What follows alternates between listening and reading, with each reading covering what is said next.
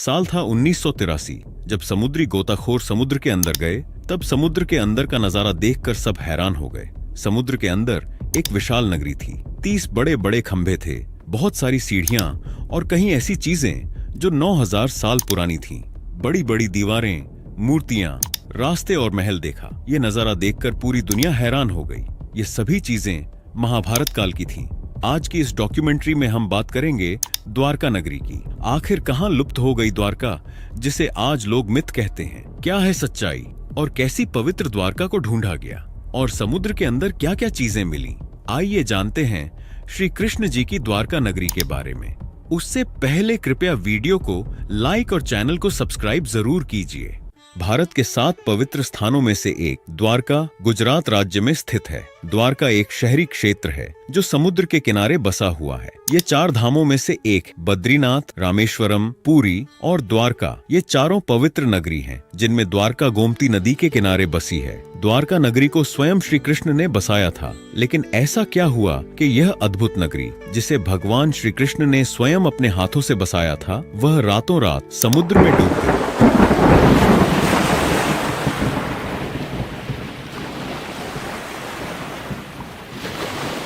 श्रीमद् भागवत के अनुसार श्री कृष्ण का जन्म मथुरा के राजा कंस के कारागार में हुआ था, क्योंकि कंस जो उनके मामा थे, श्री कृष्ण के लिए एक बड़ा खतरा थे। इसीलिए उनके पिता वसुदेव ने चिंता और भय के कारण उन्हें गोकुल पहुंचा दिया। समय के साथ श्री कृष्ण बड़े हुए। अपनी अद्भुत लीलाओं से उन्होंने सभी को आश्चर्यचकित किया। वे गोपियों के साथ रास रचाते, माखन चुराते और अपनी शरारतों से सबका दिल जीत लेते। इसीलिए तो उन्हें लीलाधर भी कहा जाता है। कहा जाता है कि श्री कृष्ण ने केवल 11 साल की उम्र में ही अपने मामा कंस का अंत कर दिया था। यह बात कंस के ससुर जरासंध को बहुत बुरी लगी। अपने प्रतिशोध को पूरा करने के लिए कंस के ससुर जरासंध ने 18 बार मथुरा पर हमला किया। इन हमलों के कारण श्री कृष्ण अपनी प्रजा के साथ पश्चिम की ओर निकल गए। यहाँ पहुँचने के बाद श्री कृष्ण ने सोचा कि यहाँ एक नगर बसाया जाए। इसीलिए श्री कृष्ण ने समुद्र देव का आह्वान किया। फिर समुद्र देव ने श्री कृष्ण को समुद्र में नगर बनाने के लिए स्थान प्रदान किया। स्थान मिलने के बाद श्री कृष्ण ने देव शिल्पी विश्वकर्मा जी से रातों रात द्वारका नगरी का निर्माण करवाया। इस नगर के दरवाजे सोने के थे।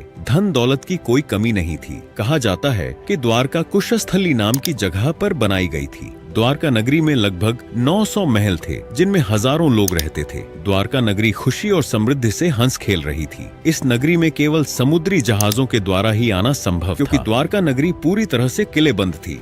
अब सवाल यह है कि इतनी अद्भुत नगरी आखिर डूबी कैसे? भले ही द्वारका डूब गई हो, लेकिन आज भी लोग इसे भुला नहीं पाए हैं। चलिए द्वारका के डूबने का कारण जानते हैं। अगर महाभारत को माने तो आपको पता होगा कि श्री कृष्ण पांडवों के साथ युद्ध में अर्जुन के सारथी थे। इस युद्ध में कौरव हार गए थे और 5 पांडव जीत गए थे। जब गांधारी को पता चला कि उसके 100 पुत्र महाभारत के युद्ध में मारे गए हैं, तो क्रोध में आकर गांधारी ने श्री कृष्ण को शापित कर दिया। गांधारी ने श्री कृष्ण को शाप दिया कि जिस तरह कौरवों का नाश हुआ है, वैसे ही यदुवंशियों का भी अंत होगा। इस शाप का असर दिखने लगा। यदुवंशी आपस में ही लड़ लड़कर खत्म हो गए। इस लड़ाई में यदुवंशियों का विनाश हो गया। बलराम ने भी अपना शरीर त्याग दिया। इन सभी घटनाओं से दुखी होकर श्री कृष्ण जंगल में जाकर एक पेड़ के नीचे बैठ गए और गांधारी के शाप के बारे में सोचने लगे। इसी बीच जरा नाम के एक शिकारी ने हिरण समझकर तीर चलाया। यह तीर जाकर सीधे श्री कृष्ण के पैर में लगा,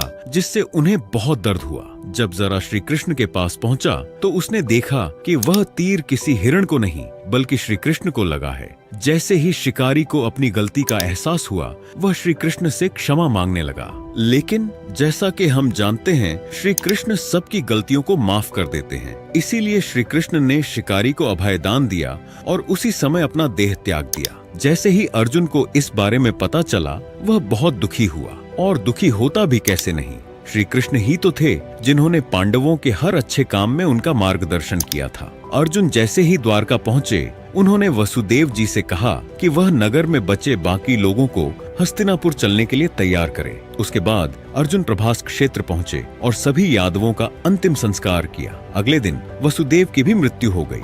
वसुदेव का अंतिम संस्कार करने के बाद अर्जुन और बाकी लोग द्वारका से निकल गए। उन लोगों के द्वारका से निकलते ही पूरी द्वारका नगरी समुद्र में समा गई। एक और कहानी भी है जो सच मानी जाती है। कहा जाता है एक बार महर्षि विश्वामित्र, देवर्षि नारद और कण्व द्वारका गए। द्वारका के कुछ लड़कों ने ऋषियों के साथ मजाक करने के लिए श्री कृष्ण के पुत्र सांब को स्त्री बनाकर ऋषियों के सामने ले गए। वहां जाकर सांब और उसके दोस्त ऋषियों से कहने लगे, मेरे गर्भ में क्या है। ऋषियों को बहुत गुस्सा आया क्योंकि सांब ऋषियों का उपहास उड़ा रहा था। इसीलिए ऋषियों ने श्राप दिया कि सांब के गर्भ से मूसल होगा और उसी मूसल से सभी यादवों का अंत होगा। श्री कृष्ण के धरती से चले जाने के बाद समुद्र देव ने अपनी जगह वापस ले ली और इसी दिन से कलयुग का आरंभ हो गया। दोस्तों, द्वारका नगरी डूब तो गई, लेकिन आज भी कहीं द्वारका के सबूत मौजूद हैं जो साबित करते हैं कि द्वारका मिथ नहीं, एक हकीकत थी, हकीकत है और हकीकत ही रहेगी। महाभारत के अनुसार द्वारका तो समुद्र में डूब गई थी।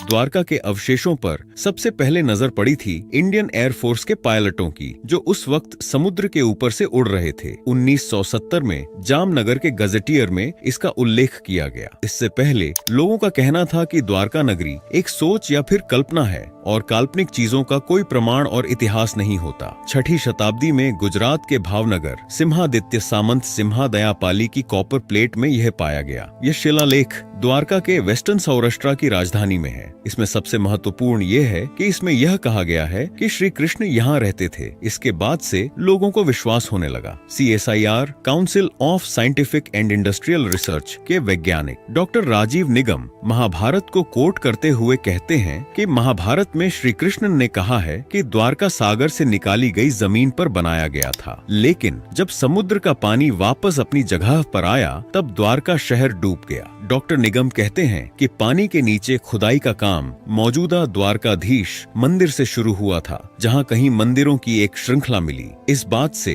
भारत के आर्कियोलॉजिस्ट डॉक्टर SR राव ने सोचा कि क्यों न समुद्र के किनारे खुदाई की जाए, जिससे यह पता चले कि यहाँ द्वारका के डूबने के सबूत हैं भी या नहीं। साल 1979 में डॉक्टर SR राव और उनकी टीम ने खोज शुरू की। वे उन सभी सबूतों को ढूंढने में लगे जिससे द्वारका के अस्तित्व का पता चल सके। डॉक्टर SR राव कहते हैं कि जिस बात ने उन्हें द्वारका में उत्खनन के लिए प्रेरित किया वह थी महाभारत की तिथि और उसके ऐतिहासिक तथ्यों को लेकर विवाद। इस खोज में समुद्र के हजारों फीट नीचे कुछ ऐसे सबूत मिले जिन्होंने सभी का मुंह बंद कर दिया। यह खोज बताती है कि द्वारका कभी हुआ करती थी। यह कोई मिथ नहीं बल्कि एक रियलिटी थी। समुद्र के अंदर 507 मीटर लंबी द्वारका की दीवार मिली, जिसकी बनावट महाभारत में कई बातों से मिलती है। पौराणिक ग्रंथों के अनुसार द्वारका में कुल 50 खंभे थे और आपको बता दें कि समुद्र के नीचे रिसर्चर्स को 30 खंभे मिले। इसके साथ ही रिसर्च टीम को उस वक्त के बर्तन मिले जो 1528 से लेकर 3000 ईसा पूर्व के थे। 500 से भी ज्यादा प्राचीन चीजें मिली। यह सभी सबूत बताते हैं कि द्वारका हुआ करती थी। भारतीय आर्कियोलॉजिस्ट्स का कहना है कि समुद्र में मिले अवशेष 9000 साल से भी अधिक पुराने हैं। 2005 में आर्कियोलॉजिस्ट सर्वे ऑफ इंडिया के द्वारा द्वारका नगरी की खोज फिर से की गई।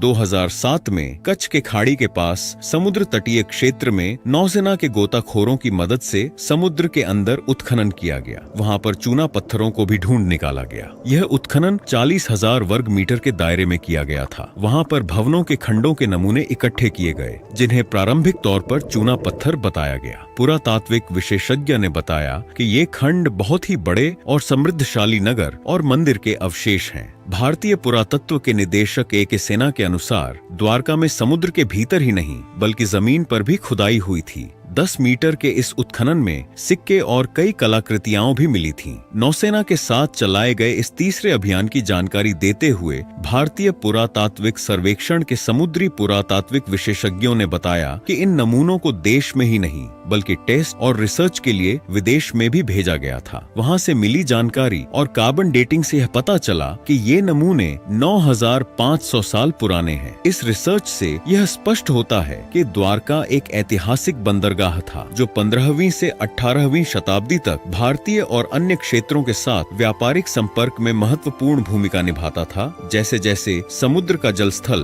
भर गया, श्री कृष्ण की नगरी धीरे धीरे पानी में डूब गई। अब सवाल यह है कि अगर समुद्र का पानी तो धीरे धीरे बढ़ता है, फिर महाभारत के अनुसार अर्जुन के सामने ही कैसे पूरी द्वारका नगरी समुद्र में विलीन हो गई थी? ये कैसे संभव हो सकता है? क्या ये कोई चमत्कार था? क्योंकि अगर वैज्ञानिक नजरिए से देखें तो ऐसा तो मुमकिन नहीं। दोस्तों, इस रिसर्च से यह कहा जा सकता है कि द्वारका मात्र एक कल्पना नहीं बल्कि एक सच है जिसे कोई झूठ नहीं कह सकता। यह थी आज की डॉक्यूमेंट्री। आपको कैसी लगी? कमेंट में जरूर लिखिएगा और जाने से पहले कृपया वीडियो को लाइक और चैनल को सब्सक्राइब जरूर कर दीजिएगा ताकि हम ऐसी ही महत्वपूर्ण डॉक्यूमेंट्री बनाएं। जय श्री राम।